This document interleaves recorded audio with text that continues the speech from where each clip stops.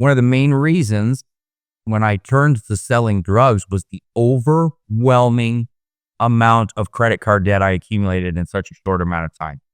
And I still remember getting these things in the mail. You're approved for $6,000 here. You're approved for $7,000 here. I was 21 years old and had 5 credit cards with about 100 grand on them, worth of credits, because I paid some cars off in high school because my mom and dad were helping me to do some smart things. But I still try to do everything on my own. And before you know it, I'm 100 grand in debt. And then I'm what age was that? 100 grand in debt. 2022. Holy crap. The fact that they would even let a 22-year-old stack up that much credit card debt is crazy to me. Yeah, let's talk to Discover and Beast about that. Right. But you know this. I was going to ATMs, pulling out money to go party every weekend.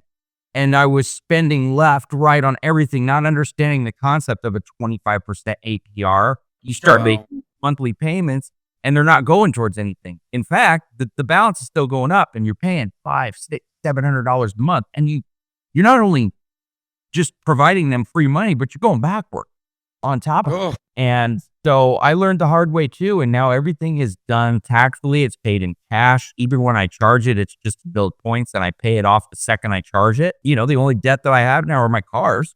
And I mean, that's kind of normal debt, but otherwise everything I have, if I want the AMX points, boom, I get them and I pay it right off. The second I go in and I pay. Well, you learned your lesson, and a lot of times you learn your lesson the hard way. We talked about earlier, you don't win or lose, you win or learn. I guarantee you know exactly what the interest rate on your credit card payment is. I know if you pay it late, what the interest rate will be, and this is why you pay it off in full. I'll never forget this story, right?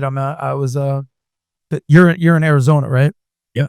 Okay. I was out in LA, and one summer I was staying with my buddy. He's a former NBA guy, and he had an amazing house out there, and a bunch of college, NBA hopeful college kids, college basketball players were, they come by the house, say what's up. They were friends of friends.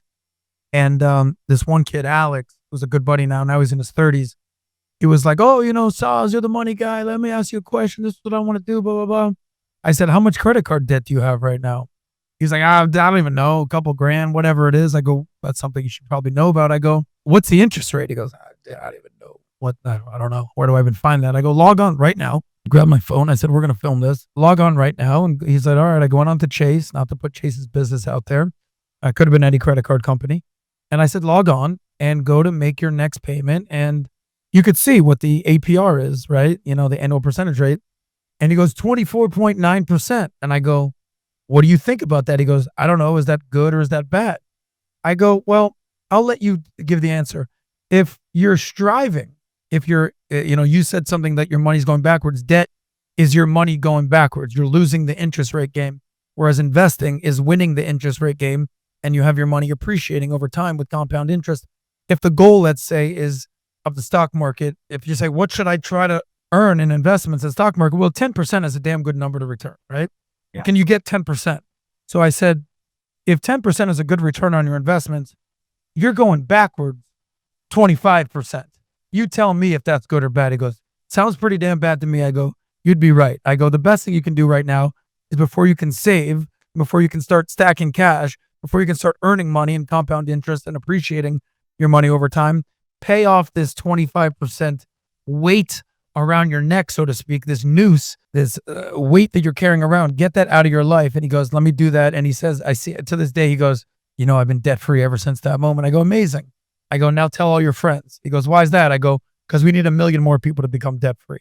So you're absolutely right. You learn the hard way. And sometimes the hard way is $2,000.